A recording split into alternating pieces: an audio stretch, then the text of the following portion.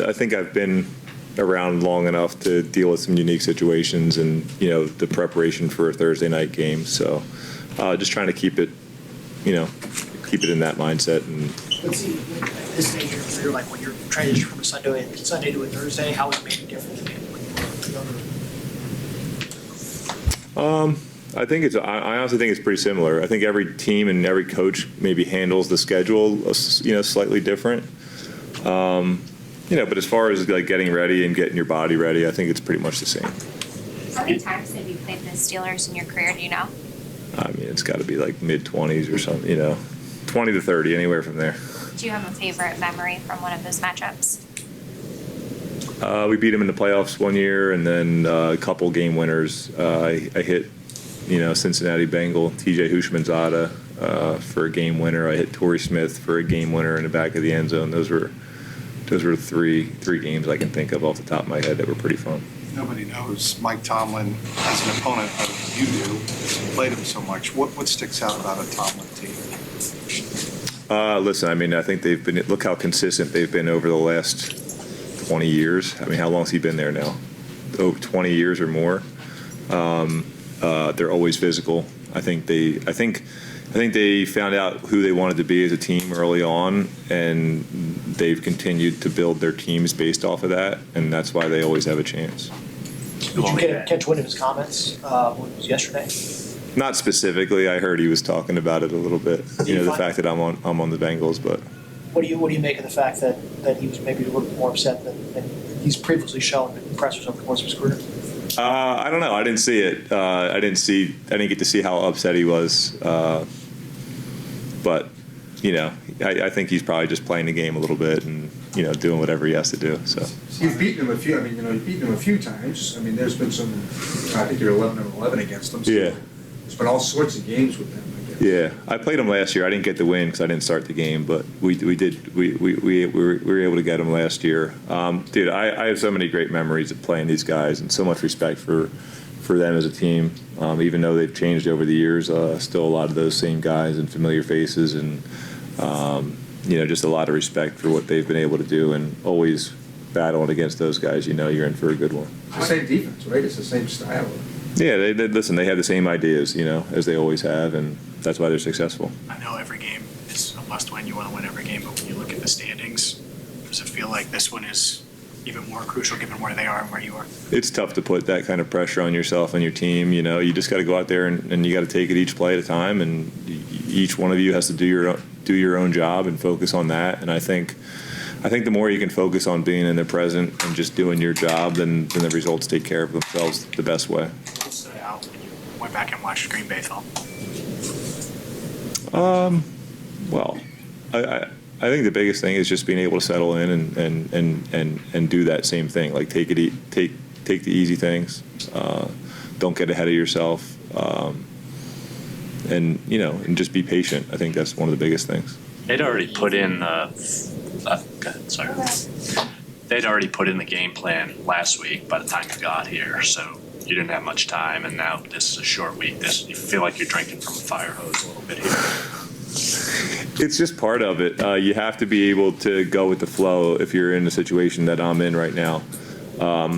Listen, I welcome it. I get a chance to play football, so this is how it has to be, in my situation. So the alternative doesn't look great. You're sitting on the bench somewhere. So you just got to look at the positives in it. And, of course, you're trying to figure things out on the fly a little bit. But it's an exciting challenge. And, like I said, the alternative isn't necessarily the best option. So, Joe, how much does it help to have the game reps with this group now for at least a game to see what works, what doesn't work, and then have the input on it? I think it's just good to get in the huddle with those guys and during live action and be able to communicate and just kind of look into guys' eyes and then obviously from me and Zach's standpoint, just kind of getting an idea of what we can do and how we can move forward best. So I think there's a lot of help to that. What is it like when Jamar comes to you and says, "I understand the play call was this, but"? I know. You think it like I don't think he's out there freestyling. At least not with me right now. And listen, I mean, ultimately, if he came to me and said, "Hey, I know the play's this, but I'm going to do this," I'd say, "Okay, I guess, yeah, that's what you're going to do. Okay, sounds good to me." I would lean on him to feel it out. But I don't necessarily see that happening. But I'm just saying, hypothetically, if he was to come to me and do that, I'd just say, "Yes, sir. That's what we'll do." Jamar spoke with a lot of confidence about what happened in the second half of that game. Do you think that can carry over? I know every game is different, but what you started to get into in that second half, that chemistry, can that carry over? I think confidence is always important, and when guys feel like we can do something, that is important. But yeah, you can't look too much into that. You still got to be able to go. You still got to prepare first of all, and then just go out there and worry about the job that you have at hand. I know it's a team sport. But the best teams, are the ones where each individual takes care of their job, and then that's how you come together as a group. So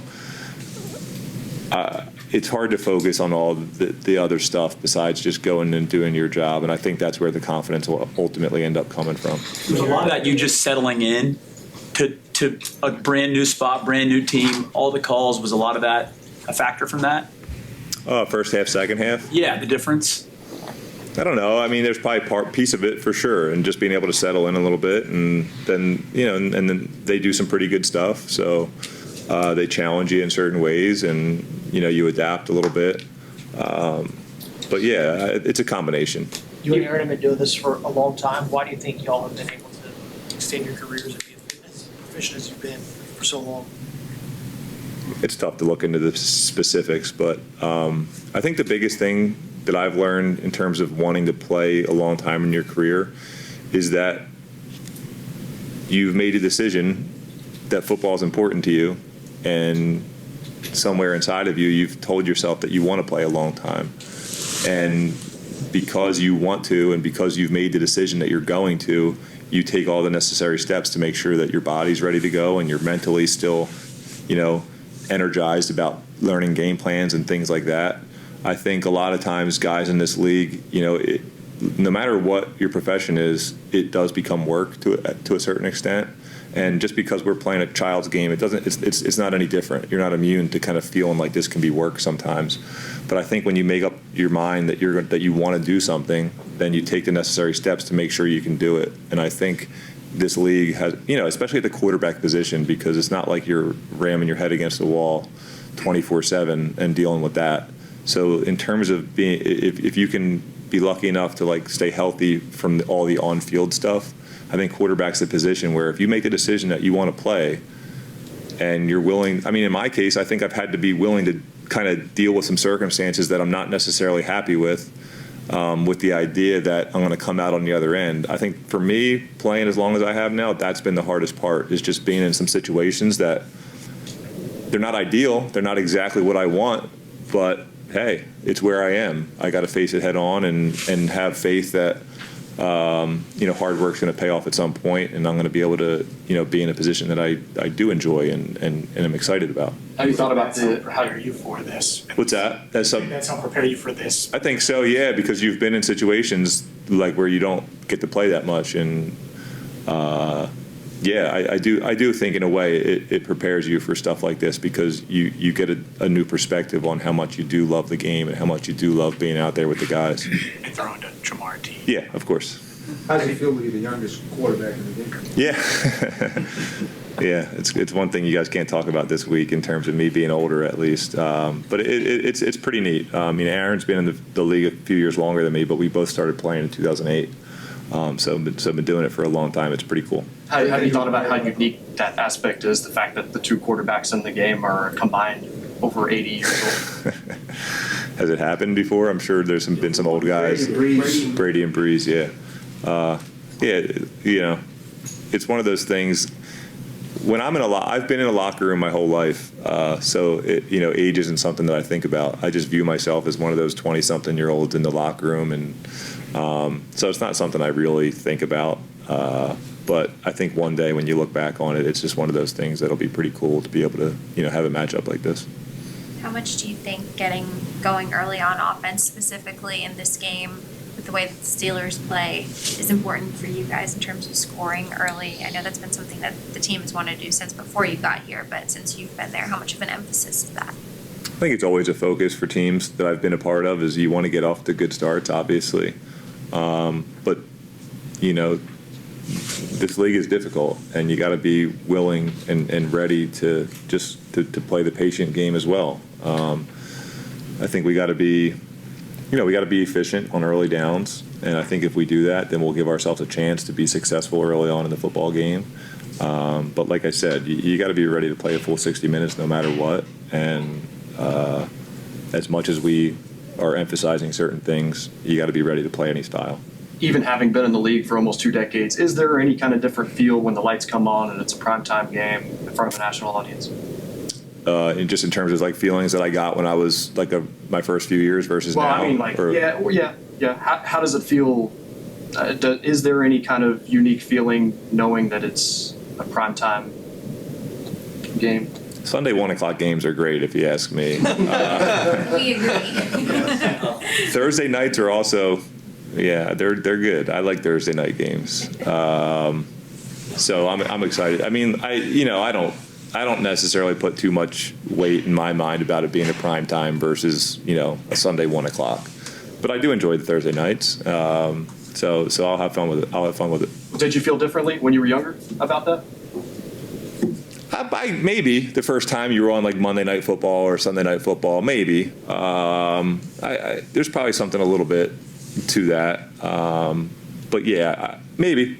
I can't remember enough about how I felt about those primetime games. I can picture being a little kid on my couch watching Monday Night Football, but I don't necessarily know if I was extra excited about the primetime when I was younger or not. What are the biggest challenges of facing the Steelers when they do understand?